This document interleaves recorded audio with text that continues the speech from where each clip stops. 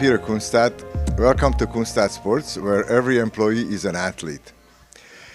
With me today is Krista Bellinger, the manager of our Canada store, and she'll help me with this presentation. In this video, we are going to talk about ski boot selection. We will make an attempt to match the skier with the appropriate ski boot. Let's start with the anatomy of a regular basic ski boot. Ski boots are generally made of plastic. There is different hardnesses of plastic, which we will discuss later when we will be discussing selection of ski boots. So let's just go through the anatomy of the boot. There is a bottom shell, also called last, and then there is a top shell called the cuff. Of course, there is a number of buckles that are used to tighten and loosen the ski boot. A good buckle will have a macro adjustment and also a micro adjustment at the end of it. Now the next thing that we find on a boot is a Velcro strap. That is a strap that helps keep the top of the cuff nice and tight to the leg of the skier.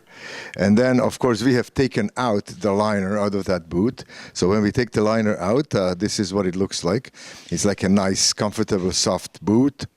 Inside the liner is a footbed, which looks like this.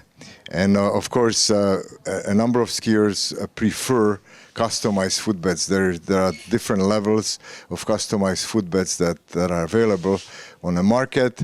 And then there are the ultimate ones that are orthotic, specially fitted, and reasonably expensive, actually, footbeds that are the ultimate tool for a skier. And the only thing that we have not mentioned yet is that comes in the bottom of the shell. Some people call it a bridge. Some people call it a boot base. Whatever they call it, this is what it is. It fits in a boot and provides isolation from cold. It also provides a little bit of a balance because the base is a little bit free, so it can move sideways. And this is basically the anatomy of a ski boot. It's time now to match a boot to a skier. The boot is a device that connects the skier's foot to the ski. So it's a very important tool, and it's a very important piece of ski equipment. No question about that.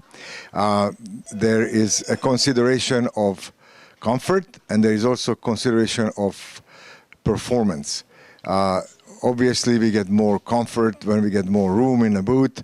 And so number one thing is that the beginner boots and intermediate boots have wider shells, and they are up to 104 and more millimeters in width. Also, the difference between a high-performance boot and the intermediate or beginner boot is the hardness or the softness of the shell, and these boots come in a large variety of stiffnesses, and this is the challenge when we are matching a boot to a skier. Generally, for adult boots, the categories, the general categories would be a comfort boot, a recreational boot that has a wide last and a soft shell. Then there would be an all-mountain boot that is perhaps a little bit closer to performance, a little better performance, and still a very comfortable boot. Then there would be a high-performance boot that again would have a little bit of a narrower shell and stiffer plastic. And then the ultimate boot is your race boot. The race boot is made with very hard plastics. It comes in different flexes, but all of them are very stiff. And the important part of it is that the way a racing boot is fitted, it's fitted very tightly. The liners are thinner than the liners in recreational boots, and so the foot of the racer, of the skier, is closer to the shell, thus giving them a better control of the skis and a quicker instant reaction between the boot and the ski. In addition to the basic categories of boots, it is a good idea to show a few special features and a few special, perhaps, subcategories of boots that are of interest.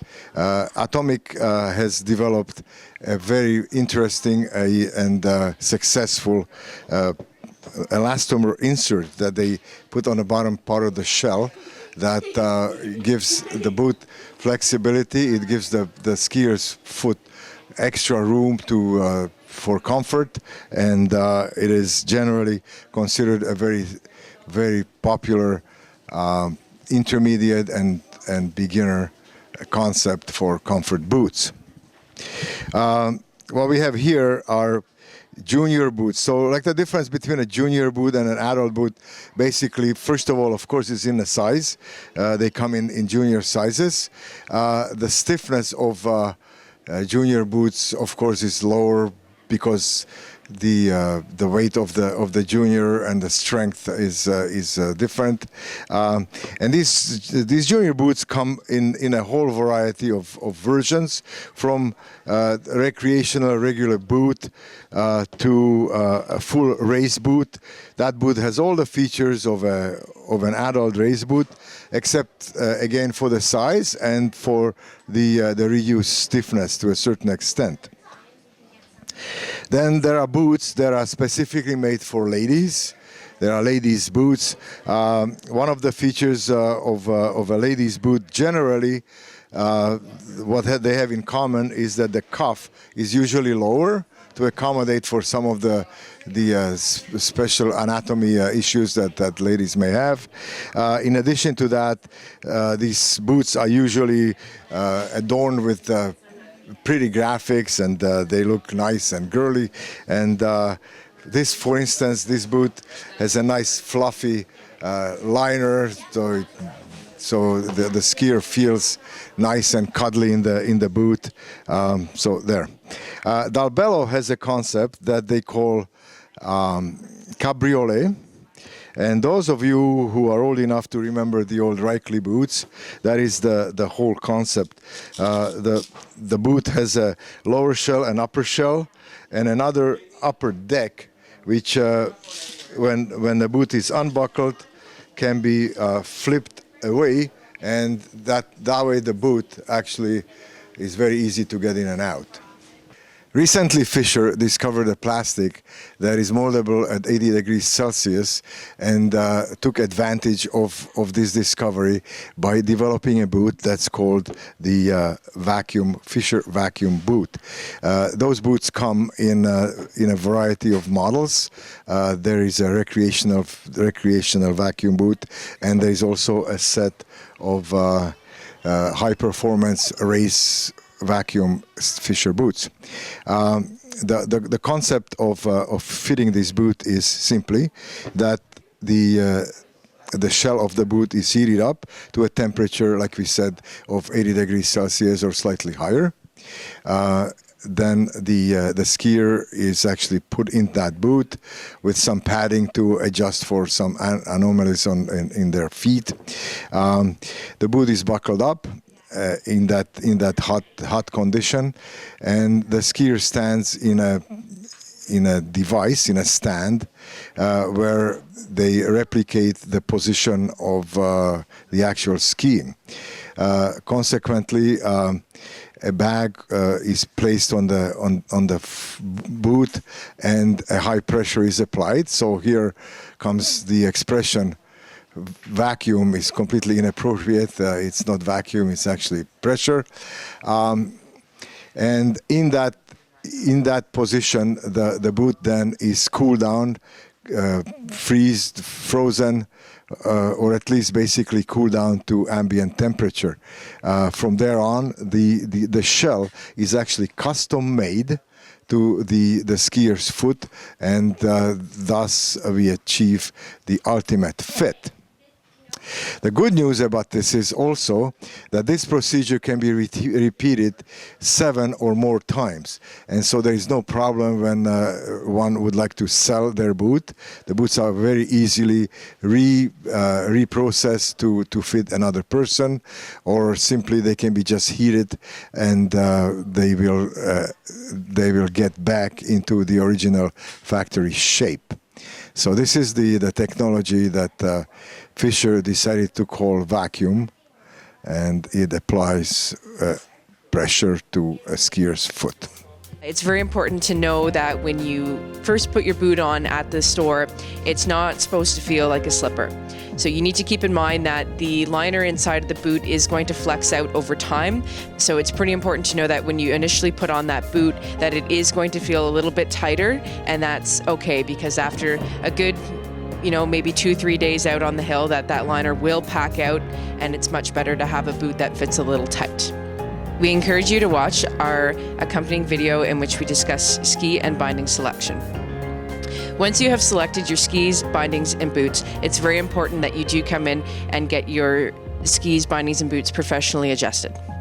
Here at Kunstadt Sports, we have technicians that are professionally certified to adjust your skis and bindings to your boots in order to ensure proper skiing and safe skiing.